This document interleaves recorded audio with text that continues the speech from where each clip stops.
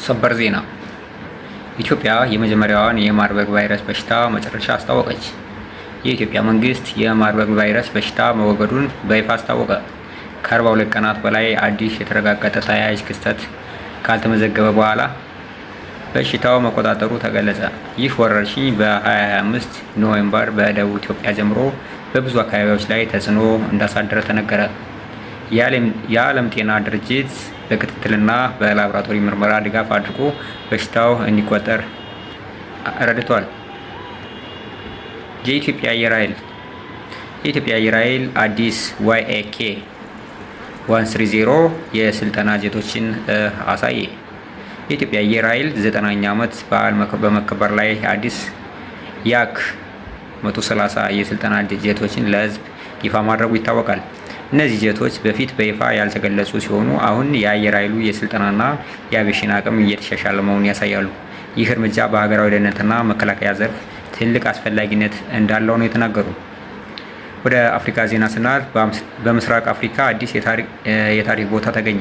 በምስራቅ አፍሪካ አርኪኦሎጂስቶች አዲስ የታሪክ ቦታ መገኘቱን አስታወቁ። ይህ ግኝት ቀድሞ የነበሩ የንግድ መንገዶችንና የሲቪላይዜሽን መነሻዎችን ለመመዝገብ አዲስ መረጃ ይሰጣል ተባለ።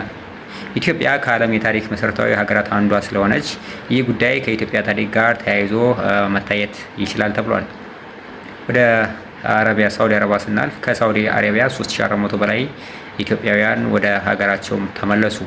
በአንድ ሳምንት ውስጥ 3422 በላይ ኢትዮጵያውያን ከሳውዲ አረቢያ ወደ ኢትዮጵያ መመለሳቸው ተገለጸ።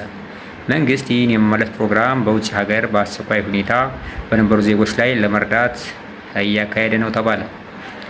ወደ ኢኮኖሚ ዘርፍ ስናልፍ የውጭ ባንክ በኢትዮጵያ እንደገና ፈቃድ እንዳገኘ ተገለጸ።